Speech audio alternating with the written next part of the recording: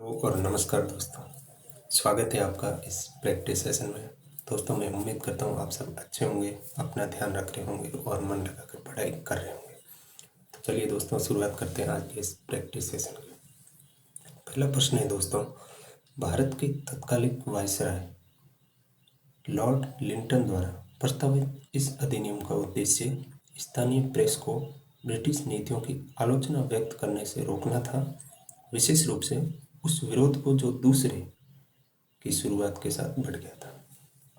दोस्तों, इस प्रश्न में पूछा गया है कि जो वर्नाकुलर प्रेस एक्ट लागू किया गया था वो किस विद्रोह को रोकने के लिए किया गया था।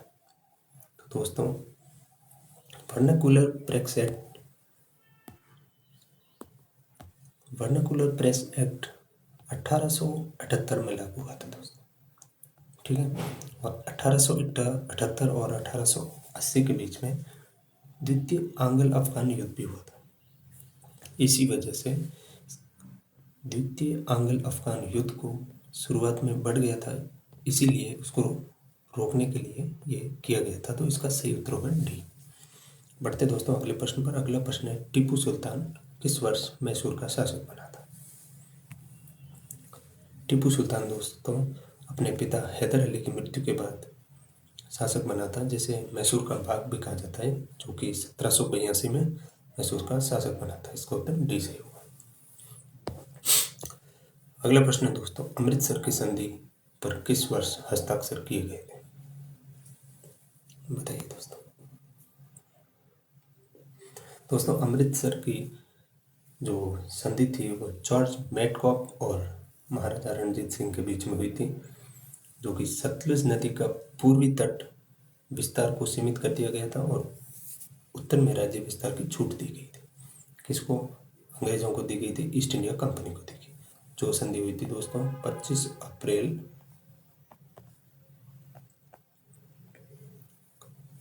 1809 को हुई थी, महाराजा रणजीत सिंह और चार्ल्स मेटकॉफ के बीच में। अगला प्रश्न है दोस्तों, बक्सर का युद्ध किस वर्ष में लड़ा गया था, बताइए। एसएससी जीडी 2023 का ये प्रश्न। बक्सर का युद्ध दोस्तों 22 अक्टूबर 1764। इसका उत्तर डी सही होगा, 1764। अगला प्रश्न है दोस्तों, खाली जगह में ईस्ट इंडिया कंपनी ने इंग्लैंड की महारानी एलिजाबेथ प्रथम से एक चार्टर प्राप्त किया, जिसे पूर्व के साथ व्यापार करने का एक अधिकार मिल गया था, बताइए। ईस्ट इंडिया कंपनी को महारानी से कब व्यापार करने का अधिकार मिला था।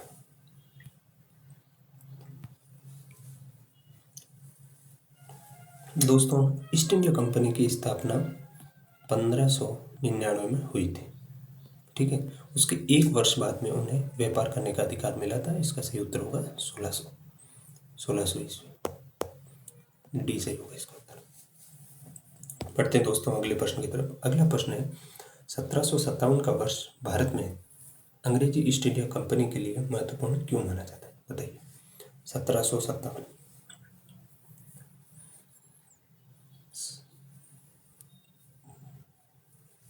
दोस्तों 1757 में प्लासी का युद्ध हुआ था, ठीक है। उसका नवाब सिराजुद्दौला हारकर अंग्रेज ईस्ट इंडिया कंपनी ने बंगाल पर अधिकार कर लिया था। ये ऑप्शन सही है। बाकी 1757 में प्लासी की लड़ाई नहीं हुई थी दोस्तों। प्लासी की लड़ाई हुई थी लेकिन निजाम को हराकर हैदराबाद में नहीं हुई थी प्लासी की लड़ाई दोस्तों। 57 में बरार की लड़ाई नहीं हुई थी। प्लासी की लड़ाई के बाद ईस्ट इंडिया कंपनी मद्रास पर अधिकार कर लिया था, नहीं, बंगाल पर अधिकार किया था दोस्तों 1757 में प्लासी के युद्ध के बाद, ठीक है। इसका ऑप्शन ए सही होगा। अगला प्रश्न की तरफ बढ़ते हैं दोस्तों। अगला प्रश्न है, निम्नलिखित में से किस वर्ष में पुर्तगालियों ने गोवा पर विजय प्राप्त की थी, बताइए।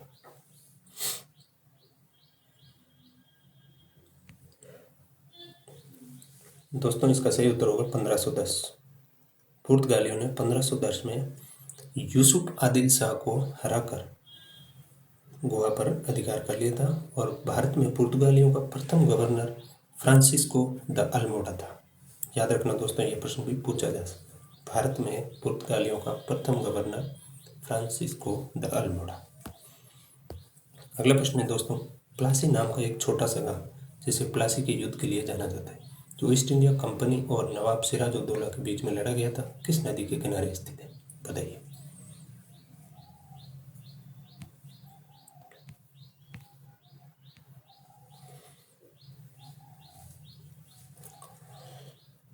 दोस्तों प्लासी का युद्ध हुआ था 17 मई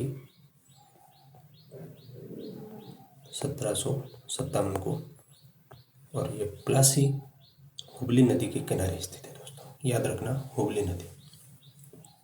पढ़ते दोस्तों अगले प्रश्न की तरफ। अगला प्रश्न है, केरल में व्यापारिक स्टेशन शुरू करने के लिए निम्न में से कौन पहले थे? अंग्रेजी व्यापारी, डच व्यापारी, पुर्तगाली या फ्रांसीसी व्यापारी? बताइए, सबसे पहले किसने व्यापारिक केंद्र या व्यापारिक स्टेशन शुरू किया था?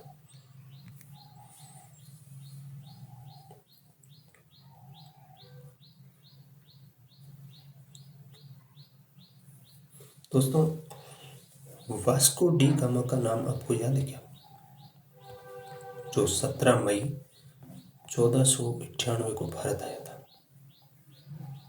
जो कि पुर्तगाली था, उसी ने अगले ही वर्ष यानी 1500 से 1503 के आसपास अगले 2-3 वर्षों में व्यापारिक केंद्र स्थापित किया था केरला में, जो कि पुर्तगाली थे, इसलिए इसका उत्तर होगा बी, पुर्तगाली व्यापारी।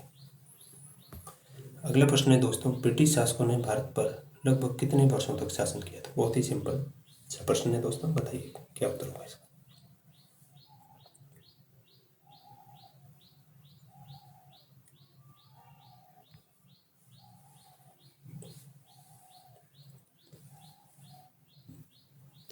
दोस्तों 1858 भारत शासन अधिनियम लागू हुआ था, जो कि 1758 में हुआ था। उसके बाद में भारत की सरकार क्षेत्र राजस्व और ईस्ट इंडिया कंपनी के पास चली गई थी और कंपनी ने शासन किया था, और एक कंपनी ने दोस्तों लगभग भारत पर 200 वर्षों तक शासन किया था। ठीक है दोस्तों, इसका उत्तर होगा ए। अगला प्रश्न है दोस्तों, भारत में फ्रांसीसी उपनिवेश की राजधानी क्या थी? बताइए दोस्तों, भारत में फ्रांसीसियों की राजधानी क्या थी? दोस्तों आप सभी को पता है, भारत में फ्रांसीसियों की राजधानी पुदुचेरी थी। बढ़ते हैं अगले प्रश्न की तरफ। अगला प्रश्न है दोस्तों, किस किले को मराठा साम्राज्य का पहला स्तंभ माना जाता है? बताइए।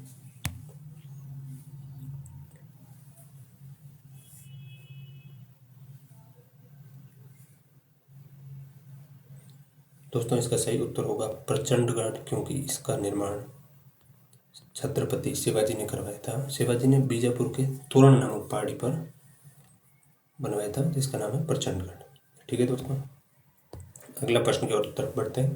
भारत में पूना के मराठा पेशवा बाजीराव द्वितीय और अंग्रेजों के बीच में बसई की संधि पर हस्ताक्षर किस वर्ष हुए थे? बताइए।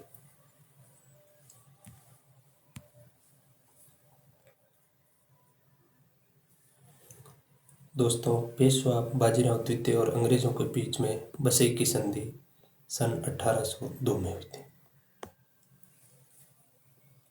बढ़ते हैं अगले प्रश्न की तरफ। अगला प्रश्न है दोस्तों, मराठों और अफगानों के शासक अहमद शाह दुर्रानी के बीच पानीपत का तीसरी लड़ाई किस वर्ष हुई थी? बताइए दोस्तों, पानीपत का तृतीय युद्ध कब हुआ था?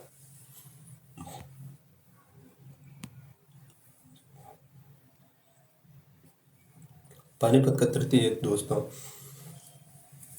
1761 में हुआ था, जिसमें मराठों की हार हुई थी और मराठों के सेनापति सदाशिवराव भाऊ थे।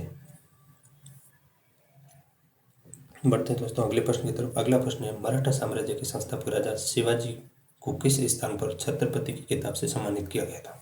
बताइए। एसएससी जीडी 2019 का प्रश्न। तो दोस्तों इसका सही उत्तर होगा रायगढ़। रायगढ़ में शिवाजी को छत्रपति की किताब से सम्मानित किया गया था।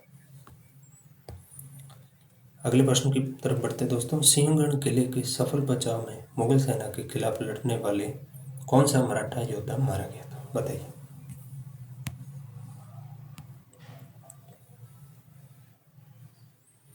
दोस्तों इसका सही उत्तर होगा तानाजी मालुसरे। तानाजी मालुसरे दोस्तों मराठा साम्राज्य के सूबेदार थे। ये शिवाजी के बचपन के मित्र और सेनापति थे। इन्हें शिवाजी का शेर भी कहा जाता था। ये सिंहगढ़ दुर्ग की रक्षा करते हुए वीरगति को प्राप्त हुए थे।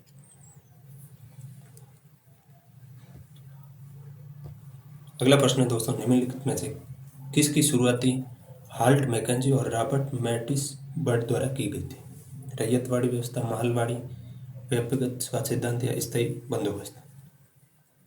हाल्ट मैकेंजी और रॉबर्ट मैटिस बर्ड द्वारा की गई थी, बताइए। ये 2 बार पूछा गया प्रश्न है दोस्तों, काफी इंपोर्टेंट प्रश्न है।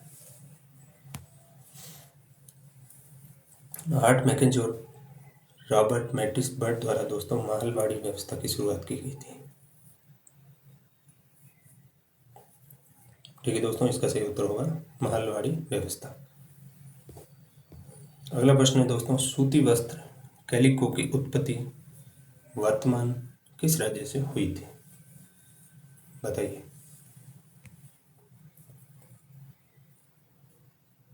दोस्तों कैलिको की उत्पत्ति कलिकट जो कि केरला में स्थित है, इसका सही उत्तर होगा केरल। ठीक है दोस्तों, तो सूती वस्त्र कैलिको की उत्पत्ति वर्तमान केरल राज्य से। ऑप्शन सी सही होगा इसका। अगला प्रश्न है दोस्तों, भू राजस्व की किस प्रणाली के तहत भूमि के स्वामित्व अधिकार किसानों को सौंप दिए गए थे और ब्रिटिश सरकार उनसे सीधा कर वसूल करती थी?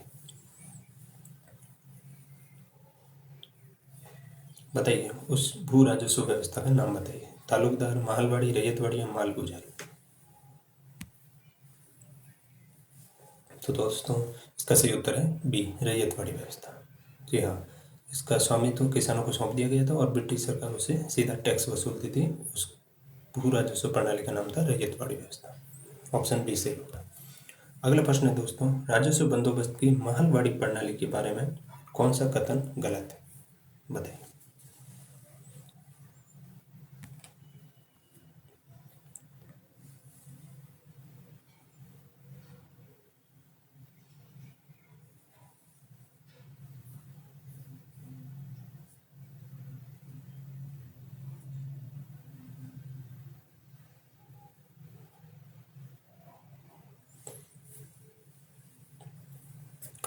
पढ़ते हैं दोस्तों एक एक करके। इस प्रणाली का प्रस्ताव 1822 में पेश किया था। बिल्कुल, हॉर्ट मैकेंजी ने प्रस्ताव पेश किया था। इस प्रणाली की अवधारणा हॉर्ट मैकेंजी ने दी थी। बिल्कुल, ये भी सही है, ये भी सही है। इस प्रणाली के तहत भू राजस्व को समय समय पर संशोधित किया जाता था। ये भी सही है दोस्तों। बी भी सही है, सी भी सही है, डी सही है। इसका मतलब ए गलत होगा। ये पढ़ लेते हैं क्या है। इस प्रणाली में जमींदारों को राजस्व एकत्र करने और उसका भुगतान ईस्ट इंडिया कंपनी को करने का अधिकार मिला था। नहीं दोस्तों, जमींदारों को राजस्व एकत्र करने का अधिकार खत्म हो गया था। राजस्व सीधा ईस्ट इंडिया कंपनी वसूल करती थी, इसलिए ये ऑप्शन गलत है। ठीक है दोस्तों, बढ़ते हैं अगले प्रश्न की तरफ। अगला प्रश्न है, निम्नलिखित में से कौन सी ब्रिटिश भारत में नील की खेती से संबंधित एक प्रणाली थी?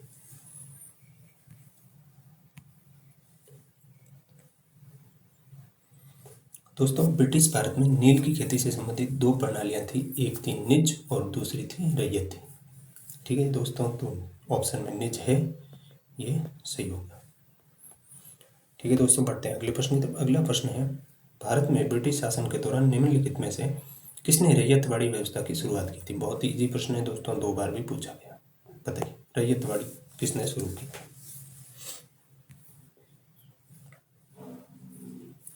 दोस्तों रैयतवाड़ी व्यवस्था की शुरुआत कैप्टन अलेक्जेंडर रीड ने की थी, जो कि 1792 में मद्रास से शुरू की थी। अगला प्रश्न है दोस्तों, भारत में ब्रिटिश शासन के दौरान गुमास्ता किसे कहा जाता था? बताइए।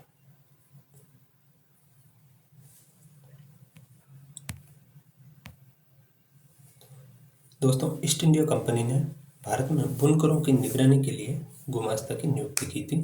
गुमास्ता ने यह सुनिश्चित करता था कि कपड़ा उद्योग प्रबंधन और नियंत्रण अंग्रेजों के अधीन हो गए थे। इसका सही उत्तर होगा ए, जुलाहों का निरीक्षण करना, सामग्री एकत्रित करने और कपड़े की गुणवत्ता को परखने वाला भाड़े का नौकर था।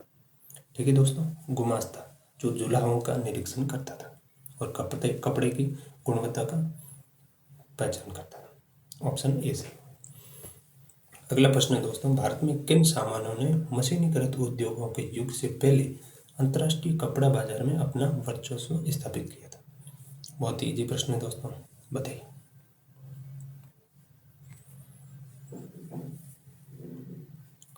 दोस्तों, भारत मशीनीकृत उद्योगों के युग से पहले से अंतर्राष्ट्रीय कपड़ा बाजार में रेशमी और सूती माल के लिए बहुत फेमस था। इसका उत्तर होगा सी। अगला प्रश्न है दोस्तों, खाली जगह को ब्रिटिश शासक से पहले भूमि की नाप की एक इकाई के रूप में जाना जाता था। बंगाल में भूमि का आकार विविध था। अंग्रेजों ने इसे एकड़ के लगभग 1/3 के रूप में मानकीकृत किया था। बताइए, ब्रिटिश शासन से पहले भूमि की नाप की इकाई क्या थी? फैथम, पेस, लीक या बीघा? दोस्तों, इसका सही उत्तर होगा बीघा, जो कि एकड़ का 1/3 अंग्रेजों ने उस वक्त माना था। इसका सही उत्तर होगा डी, बीघा। अगला प्रश्न है दोस्तों, 1793 में जमींदारी प्रणाली किसके द्वारा शुरू की गई थी? बताइए।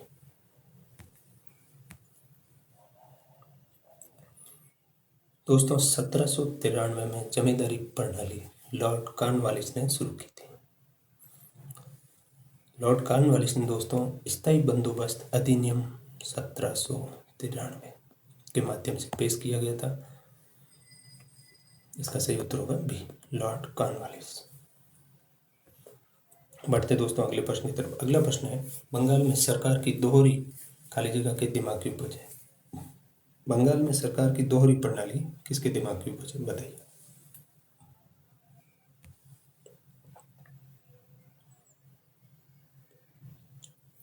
तो दोस्तों, इसका सही उत्तर होगा सी, लॉर्ड क्लाइव। सरकार की दोहरी प्रणाली लॉर्ड क्लाइव के दिमाग की उपज थी। अगला प्रश्न है दोस्तों, अंतिम मुगल सम्राट बहादुर शाह जफर को खाली जगह में अंग्रेजों द्वारा रंगून जेल भेज दिया गया था। बताइए।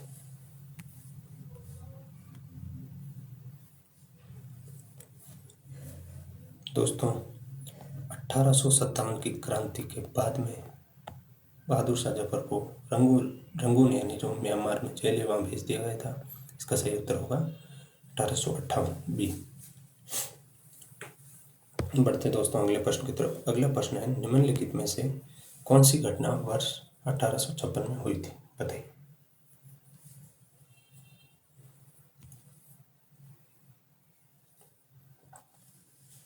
सबसे पहले देखते हैं ये किस वर्ष हुई थी। तात्या टोपे को पकड़ लिया गया और भागने की कोशिश की थी, उसे मार डाला गया था। ये हुआ था दोस्तों 1859 में।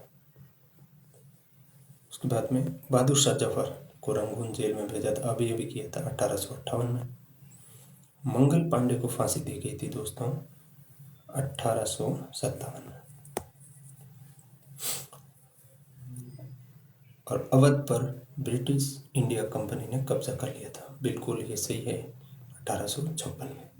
इसका सही उत्तर होगा डी। अगला प्रश्न है दोस्तों, खाली जगह को महारानी विक्टोरिया की उद्घोषणा में ये कहा गया कि अब से भारत का शासन और प्रशासन ब्रिटिश सम्राट के नाम पर एक राज्य सचिव के माध्यम से संचालित किया जाएगा। तो बताइए ये कब लागू हुआ था?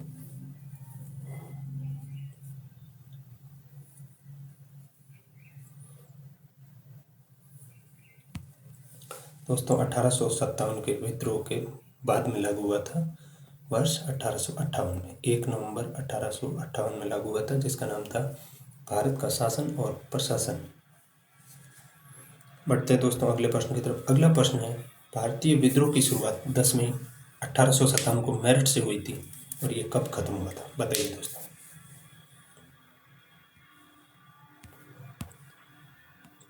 दोस्तों, ये खत्म हुआ था 20 जून 1858 को ग्वालियर में रानी लक्ष्मीबाई की मृत्यु के बाद में। ठीक है दोस्तों, तो इसका ऑप्शन डी सही होगा। बढ़ते हैं अगले प्रश्न की तरफ। अगला प्रश्न है दोस्तों, पंजाब के किस जिले में भारतीय सैनिकों के कंकाल के अवशेष थे जिन्हें ब्रिटिश शासकों ने 1857 के प्रथम स्वतंत्रता संग्राम में भाग लेने के लिए मार दिया गया था? उन्हें मार्च 2014 में खोजा गया था। बताइए किस जगह पर सैनिकों के कंकाल मिले? जालंधर, भटिंडा, अमृतसर या पटियाला?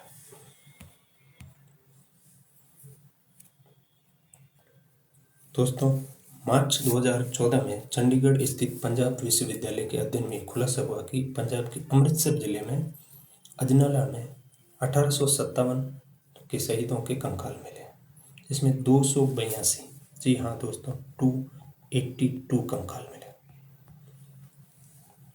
जो कि अमृतसर, ठीक है, अमृतसर जिले में मिले हैं दोस्तों। अमृतसर के अजनाला जिले में मिले, अमृतसर जिले के अजनाला क्षेत्र में मिले दोस्तों, जो कि 26वीं बंगाल इन्फेंट्री बटालियन के थे।